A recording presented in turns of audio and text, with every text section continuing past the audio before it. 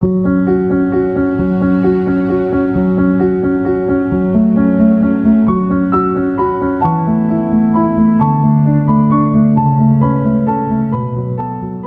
Berkeley merupakan seorang uskup Anglikan Anglo-Irlandia. Berkeley dikenal melalui filsafat empiris dan pandangan idealisnya dapat mengubah cara pandang tentang realitas pada masanya. Melihat pandangan filosofis Berkeley, dapat ditangkap bahwa tujuan utama Berkeley adalah untuk memerangi skeptisisme dan ateisme, di mana Berkeley meyakini kedua hal tersebut sebuah ancaman intelektual yang berasal dari gagasan tentang substansi material yang terpisah dari pikiran. Oleh sebab itu, filsafat Berkeley adalah upaya untuk mengembalikan akal sehat dan keyakinan agama ke dalam pemahaman manusia tentang dunia. Saluran ini menyajikan narasi sederhana tentang bagaimana konsep jiwa atau roh dalam filsafat Berkeley. Untuk itu mari kita intip bagaimana konsep jiwa Berkeley ini, dengan terlebih awal melihat pandangan metafisika Berkeley. Selamat menikmati.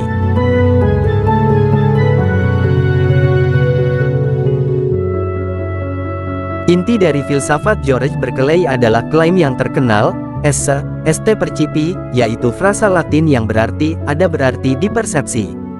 Frasa ini merupakan landasan dari seluruh pemikiran Berkeley, yang mana semua kualitas yang diatributkan pada objek, bukanlah sifat inheren objek, melainkan kualitas indera sebagai sensasi atau gagasan pikiran.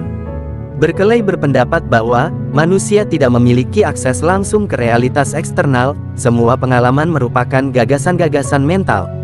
Berkeley menolak keberadaan substansi material, baginya, objek fisik yang dipersepsi adalah kumpulan gagasan dalam pikiran. Misalnya, sebuah pohon tidak eksis sebagai entitas material yang berdiri sendiri, melainkan kumpulan pengalaman sensorik, warna, tekstur, bentuk dalam pikiran yang mempersepsinya.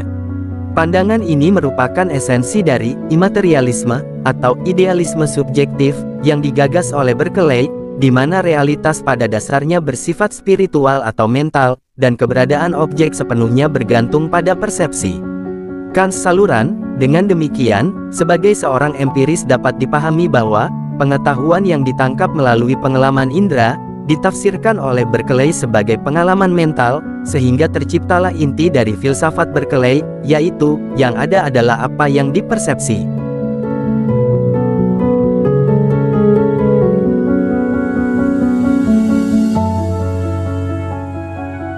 Tentang hakikat jiwa, menurut Berkeley, jiwa adalah satu makhluk aktif yang sederhana, tidak terbagi, tidak tersusun. Pandangan ini memberitahu bahwa operasi mental seperti persepsi dan kehendak tidak dapat eksis secara independen jika tidak terintegrasi dengan jiwa. Kans saluran, Berkeley menegaskan bahwa keberadaan jiwa, pikiran, atau roh sebagai substansi spiritual yang aktif.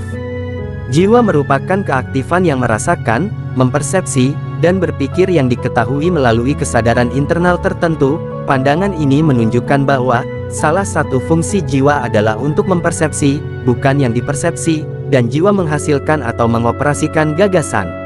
Sehingga dari Berkeley kita tahu, esensi jiwa adalah berpikir. Sebagai hal yang mempersepsi gagasan, Berkeley menekankan perbedaan antara keduanya, di mana jiwa adalah aktif sementara gagasan adalah pasif. Hal itu karena gagasan tidak memiliki aktivitas di dalamnya. Kendati Berkeley tidak menolak keadaan jiwa yang pasif, namun menurutnya yang asli pasif adalah gagasan, bukan jiwa. Lebih lanjut, dalam memahami hakikat jiwa oleh Berkeley ini, dapat kita tinjau dari pandangannya yang juga membedakan antara pikiran dan gagasan yang dihasilkannya. Di mana Berkeley menyatakan, meskipun manusia tidak memiliki gagasan tentang pikiran, diri, roh, atau tindakannya, tetapi manusia memiliki pemahaman tentang itu semua. Dari mana datangnya pemahaman itu?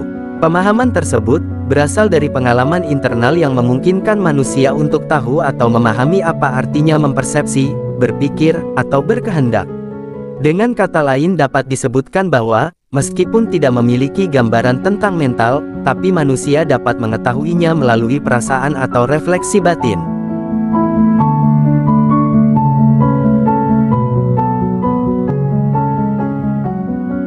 Kans saluran, Berkeley berpandangan bahwa jiwa selalu berpikir.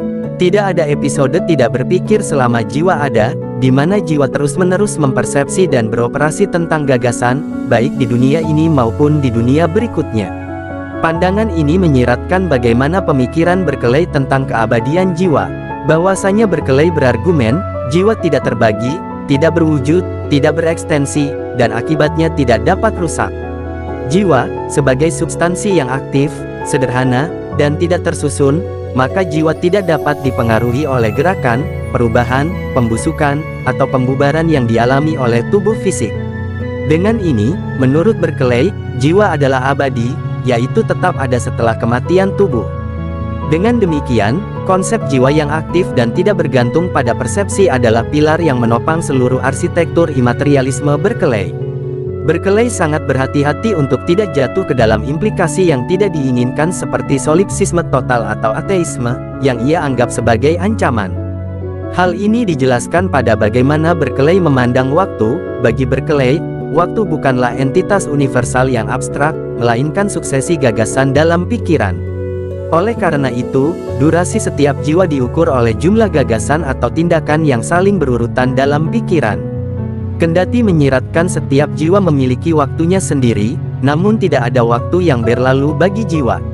Yaitu, jika waktu adalah suksesi gagasan, dan jiwa selalu berpikir, maka jiwa tidak pernah mengalami tidak ada waktu.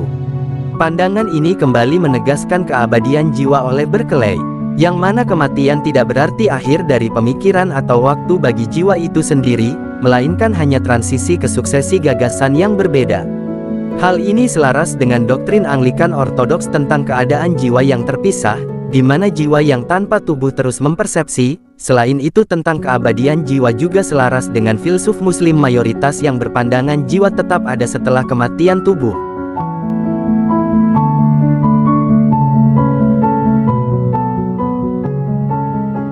Kans saluran, salah satu tantangan imaterialisme Berkeley adalah pertanyaan tentang keberadaan objek ketika tidak ada pikiran terbatas yang mempersepsinya.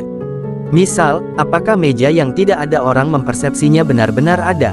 Berkeley menyelesaikan persoalan ini dengan memperkenalkan peran sentral Tuhan, di mana Tuhan adalah pikiran yang terus-menerus mengamati gagasan. Dengan demikian, meja tetap ada ketika tidak ada manusia yang memperhatikannya, karena terus-menerus dipersepsi Tuhan. Dengan demikian, Tuhan tidak hanya memastikan objek melalui persepsi konstannya, tetapi juga menjaga keteraturan dan hukum alam.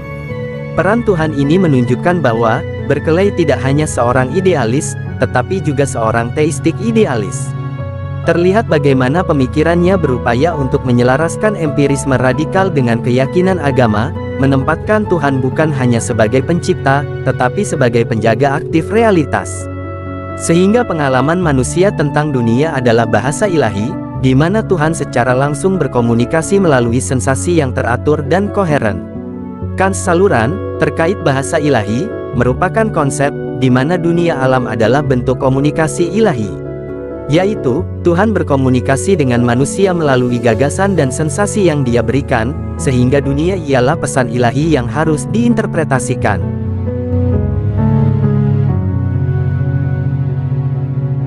Kans saluran, filsafat George Berkeley, yang berpusat pada doktrin SCST percipi, dan penolakan substansi material, adalah salah satu sistem idealis radikal dan koheren dalam sejarah filsafat Barat.